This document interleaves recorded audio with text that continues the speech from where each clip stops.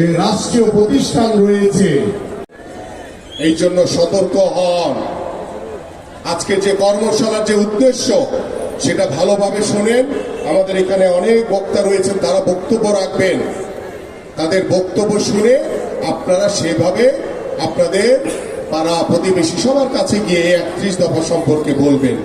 আমি আরেকটি ইস্যু বলতে চাই। আমাদের যে প্রযুক্তি খাত, এখন পর্যন্ত সেই প্রযুক্তি খাত ভারতের কাছে এবং শেখ পরিবারের কাছে জিম্মি হয়ে রয়েছে। তারা এখন পর্যন্ত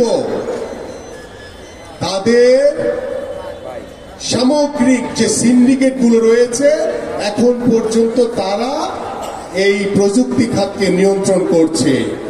এই খাতকে যদি ভাঙা না যায়, এই সিন্ডিকেটকে যদি ভাঙা না যায়, বাংলাদেশের সকল তথ্য উপাত্ত আগের মতো আবারও সেই ভারতে পাচার হয়ে যাচ্ছে।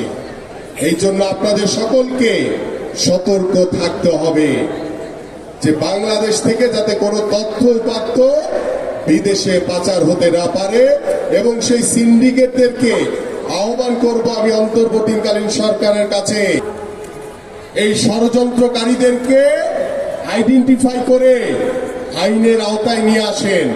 না হলে বাংলাদেশের মানুষ কখনোই আপনাদেরকে ক্ষমা করবে না। কারণ বাংলাদেশের মানুষ আজকে স্বাধীনভাবে আপনারা সত্য কথা বলবেন, আপনাদের মতামত প্রকাশ করবেন। সংবাদপত্রের মাধ্যমে যারা রয়েছেন, আপনারা আপনাদের সত্য কথা বলবেন। আপনি সত্য কথা বললে আপনাকে ভবিষ্যতে আর কোনো হয়রানির শিকার হতে হবে না। কারণ আমরা বিএনপির ভারপ্রাপ্ত চেয়ারম্যান জনাব তারেক রহমানের নেতৃত্বে একটি নতুন বাংলাদেশ গঠন করতে চাই, একটি স্বাধীন মুক্ত চিন্তার বাংলাদেশ গঠন করতে চাই, যেখানে জনগণ তার পূর্ণ অধিকারের জন্য, তার অধিকার আদায়ের জন্য তিনি সত্য কথা বলতে পারবেন, তাকে কোনো হয়রানির শিকার হতে হবে না। আমি কি বুঝাতে পেরেছি আপনাদের প্রিয় নেতৃবৃন্দ?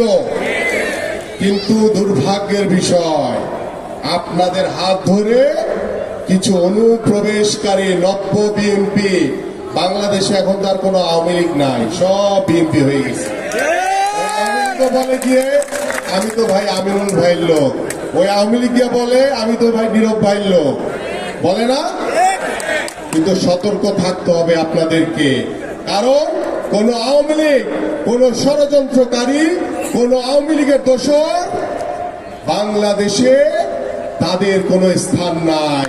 তারা বিএনপির ধারে কাছেও আসতে পারবে না। কারণ দীর্ঘ 17 বছরের আন্দোলনে বিএনপির প্রত্যেকটি নেতা কর্মী রাজপথে থেকে মামলা, হামলা, নির্যাতনের শিকার হয়ে আজকে পরিপূর্ণ খাঁটি সোনায় পরিণত হয়েছে।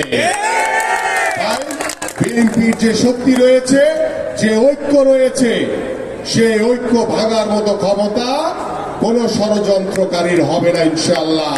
কারণ গত 17 বছর শেখ হাসিনা স্বৈরাচার সরকার বিএনপিকে ভাঙা বহু পায়তারা করেছে। পেরেছে কাউকে বিএনপি থেকে সরাতে? কাউকে পারে নাই, ভবিষ্যতেও পারবে না ইনশাআল্লাহ। কারণ বিএনপির প্রতিটি নেতা কর্মী বিএনপির নেতৃত্বের প্রতি, বিএনপির শহীদ রাষ্ট্রপতি জিয়াউর রহমানের আদর্শকে ধারণ করে রাজনীতি করে।